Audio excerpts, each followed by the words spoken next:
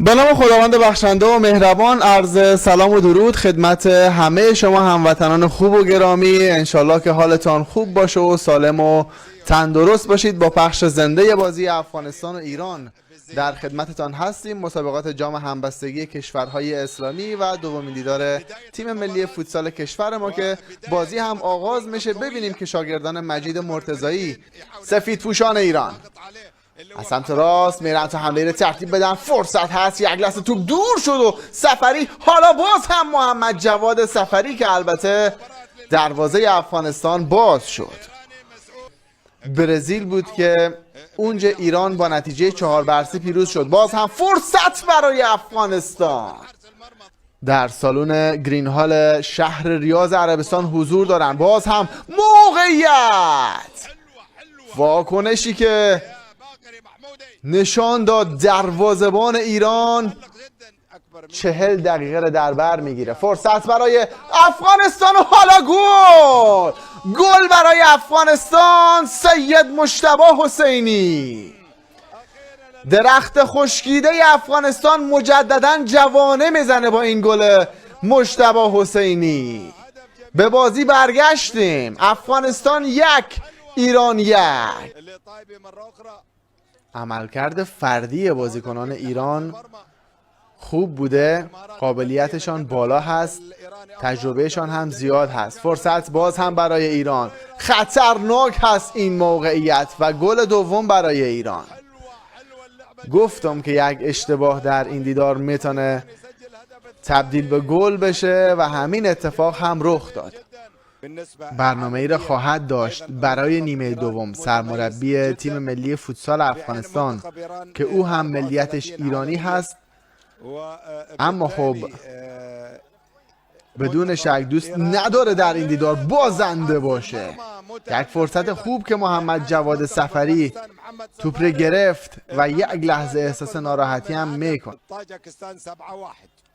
کارنر برای افغانستان. موقعیت داریم حالا برای زدن گل مساوی و نه. سید مرتضی حسینی، حرکتی که انجام میشه. باقر محمدی از دروازه بیرون آمد. حالا فرصت، تیرک دروازه نجات داد. باز هم موقعیت. وای وای، واسه رو به عقب. اینجا میتونه ضد حمله شکل بگیره. فرصت برای افغانستان. اکبر کاظمی چرا گل نکردی؟ این فرصت خوب ره. ببینیم با هم تک به تک با دروازه‌بان و توپی که راهی کارنر شد. محمد مرادی به دنبال توپ. اکبر کاظمی جا ماند. نباید این فرصت ها رو مهیا بسازیم برای ایران.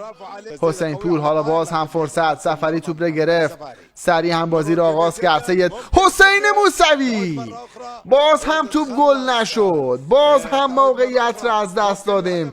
چی زمانی قرار هست گل مساوی رو بزنیم و نه. موقعیت برای افغانستان. چه خواهد شد این توپ؟ عباس حیدری توپ رها کرد. حالا مهدی نوروزی گل! جانم به کاپیتان افغانستان. ای جان، گل مساوی رو زدیم. مهدی نوروزی حساب کار 2-2 برابر کرد. چه برنامه‌ای، چه گلی و چقدر زیبا بازی رو به تساوی کشاندیم. بارها و بارها ببینیم. و پاس زمینی او. حالا اکبر کاظمی، فرصت برای زدن گل سوم. بازی ها به میزبانی کشور عربستان برگزار میشه. بازی های جام همبستگی کشورهای اسلامی در شهر ریاض پایتخت عربستان. فرصت برای ایران هست و محمد جواد سفری سری بازی را آغاز کرد. اکبر کاظمی بزن گل رو و نه. چرا این توپ ها رو ما گل نمی کنیم؟ ریس انجام میشه. صحنه بررسی شده و خطایی در کار نیست.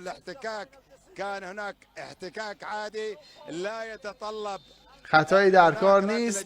سوت پایان کار هم به صدا در آمد. تساوی ارزشمند افغانستان در مقابل ایران. ما جنگیدیم و با غیرت یک امتیاز را کسب کردیم از تیم نخست آسیا. انشالله که شما هموطنان گرامی هم لذت برده باشید از پخش این دیدار. تا بازی بعد شما را به الله پاک و بی‌نیاز میسپاریم. وقتتان خوش، خداوند یار و نگهدارتان.